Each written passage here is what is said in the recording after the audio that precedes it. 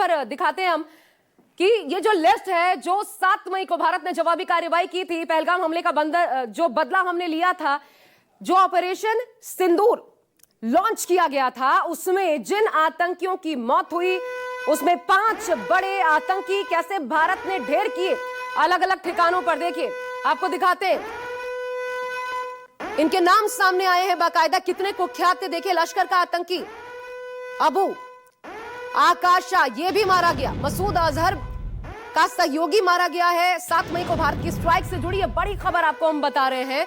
Operation सिंदूर में 5 बड़े आतंकी ढेर हुए। पहले ये बड़ी खबर जान लीजिए। इसके अलावा जैश का मोहम्मद यूसुफ अजहर, ये मारा गया, इसको हमारी भारतीय सेना ने मार गिराया। साथ ही साथ लश्कर का आतंकी अबू जुंदाल मारा गया। इसके अलावा मुरीदके में मौजूद मरकज तैयबा का ये प्रमुख था, उसके भी मारे जाने की खबर है। तमाम ऐसे 5 लिस्ट सामने आए हैं। और बड़ी बात ये, शव यात्रा में आपने देखा किस तरीके से पाक सेना प्रमुख ने पुष्पांजलि दी। जनाजे में पाक सेना के लेफ्टिनेंट जनरल भी शामिल हुए थे। तो ये एक बड़ी खबर जो सामने आई है। लेकिन ये भी दुनिया ने देखा कि कैसे आतंकियों के जनाजे में वहां की सेना शामिल होती है। मतलब कोई फर्क नहीं है, चाहे आप आतंकियों की बात करें या सेना की, ये वहां पर गार्ड ऑफ ऑनर दिया जाता है आतंकियों को। प्रशांत देव मेरे साथ बने हुए इस वक्त। प्रशांत का सीधा रुख कर रही हूं। प्रशांत, बताएं जरा, इसमें एक खबर यह भी है कि जो कंधार हाईजैक का, वो जो IC-814, उस हाईजैक का आरोपी था, वो आतंकी भी मारा गया। मतलब हमने दशकों का बदला पहलगाम अटैक के आतंकियों को ढेर करके लिया।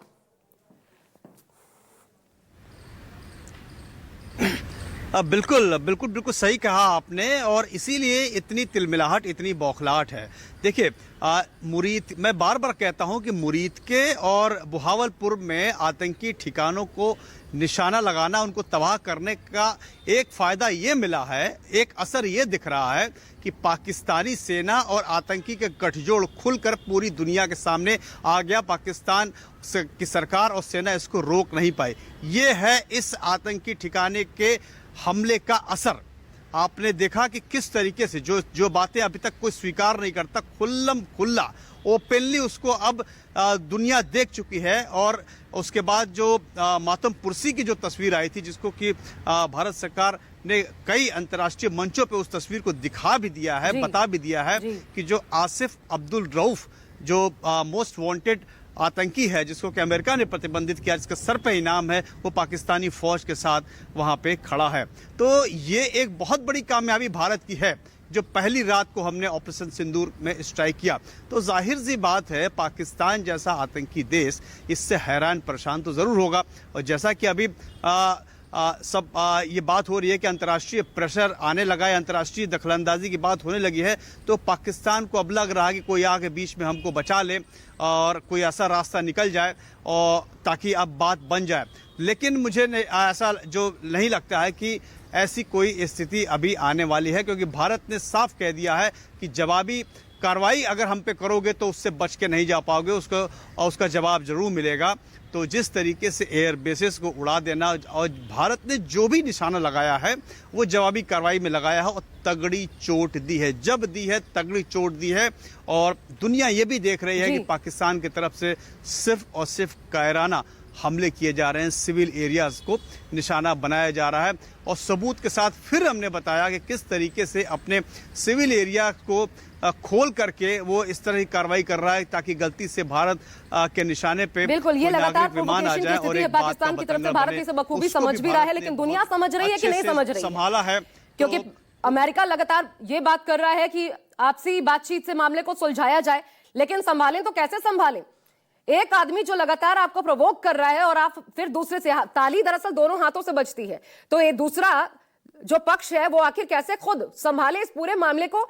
तो भारत की स्थिति इस वक्त ये है। पंकज शर्मा, मैं आपके पास आना चाहती हूं। पंकज, जरा बताएं, इस वक्त क्या बारिश हो रही है? मैं आपको देख सकती हूं, आप छाता लेकर खड़े हैं, और क्या फर्क पड़ता है इससे, क्या असर पड़ता है ये जो, क्योंकि दिन में भी कई जगह पर ड्रोन्स की खबर सामने आई है, स्थिति जरा समझाइए पंकज।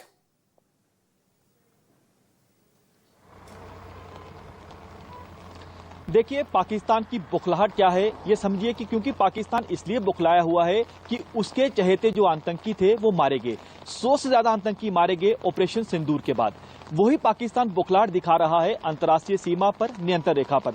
अभी तक जो पाकिस्तान की ओर से फायरिंग की गई है, यानी ऑपरेशन सिंदूर के बाद से जो फायरिंग की गई है, उसमें 22 निर्दोष लोगों की मौत हुई है और 60 से ज्यादा लोग जख्मी हुए हैं। यह पाकिस्तान की बुखलाहट का नतीजा है। जवाब पाकिस्तान को भारतीय सेना भी दे रही है, बीएसएफ भी दे रही है।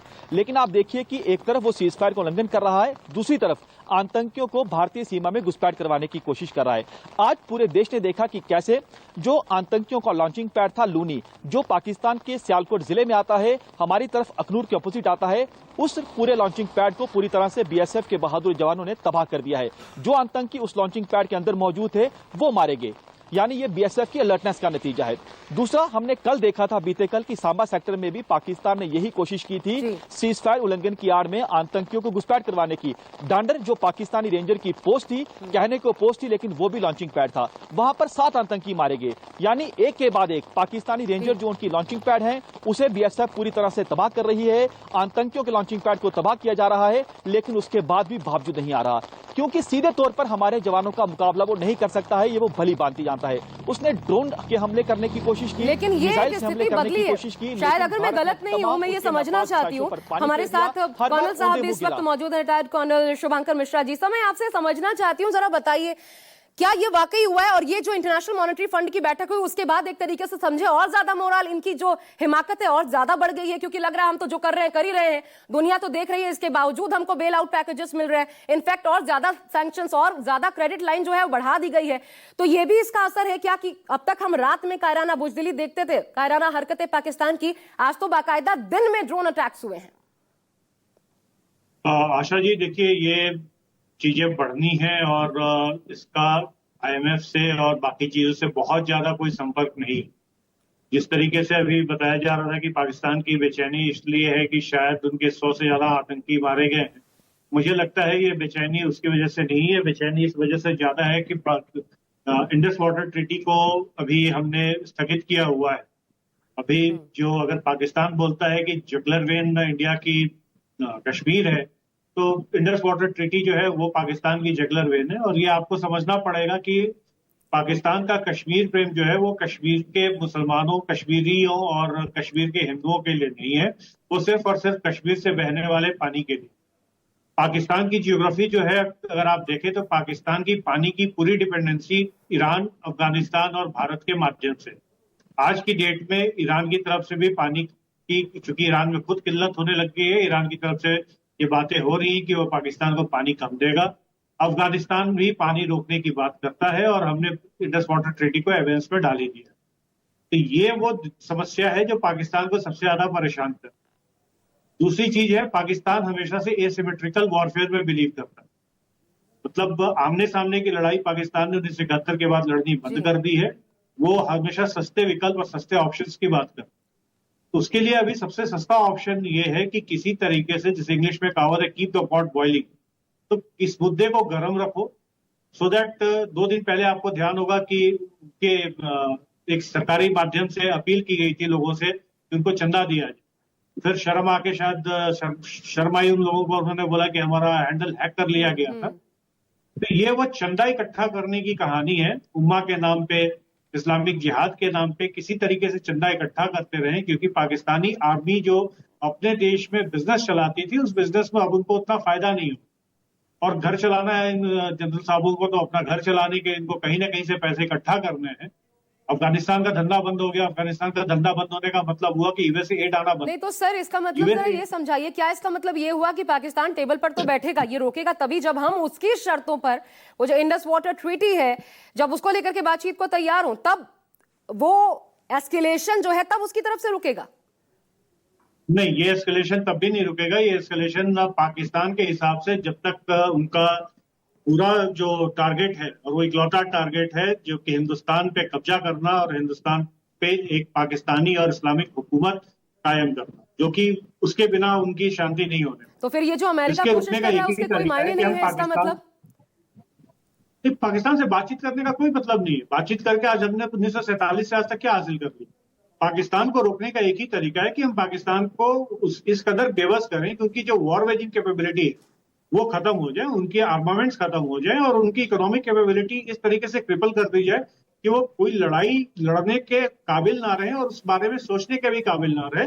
यहाँ तक कि जो उनके लो कॉस्ट ऑप्शन है, जो टेररिस्ट को खड़ा करके उनको भेजते हैं, वो टेररिस्ट भेजने के लायक भी ना बने। जब तक हम उनको इस हालत में नहीं लाएंगे तब तक ये कार्रवाई चलती रहेगी। लेकिन वो हम कैसे करेंगे, क्योंकि बड़ी बात तो सर उसको मिल ही रहा है, लगातार बेल आउट पैकेजेस मिल रहे हैं, लगातार फंड मिल रहा है और दुनिया को पता है कि वो अपनी आर्थिकी सुधारने के लिए इसका इस्तेमाल नहीं करता। वो इसका इस्तेमाल करता है आतंकी तैयार करने के लिए, हथियार खरीदने के लिए, भारत के खिलाफ वॉरफेयर इसमें इसका इस्तेमाल करता है। ये तो दुनिया देख रही है। तो फिर तो ये हालात, ये स्थिति बनने ही नहीं वाली।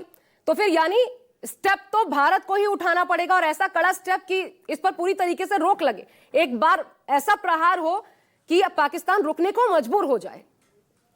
यही चीज है, एक बार ऐसा प्रहार हो कि पाकिस्तान विघटित हो और पाकिस्तान आज अपने वजन से खुद टूटेगा। पाकिस्तान में जिस तरीके से अभी हालात बन रहे हैं, खैबर पख्तूनख्वा में अलग विद्रोह चल रहा है, बलूचिस्तान लिबरेशन आर्मी ने अपनी इंडिपेंडेंस कल डिक्लेयर कर दी है और जियो सिंध मूवमेंट में भी फिर से एक जान सी आ गई। तो पाकिस्तान की हालत जो है, पाकिस्तान बहुत दिन तक टिकने वाला है। आपको समझना पड़ेगा कि पाकिस्तान आर्मी ने बहुत दिन तक पाकिस्तान में मलाई खा ली और उनका मलाई खाने का कारण यह था कि अफगानिस्तान में उनकी जो प्रेजेंस थी और यूएस जिस तरीके से उनकी फंडिंग कर रहा था पूर्ववर्ती यूएसएसआर को अफगानिस्तान में रोकने के लिए, वो चीज अब खत्म हो चुकी है। एक बड़ी खबर सर आ रही है, मैं बता दूं, उसके बाद आपके पास आती हूँ, माफी के साथ आपको रोक रही हूँ। देखिए, अमेरिका की पेशकश पर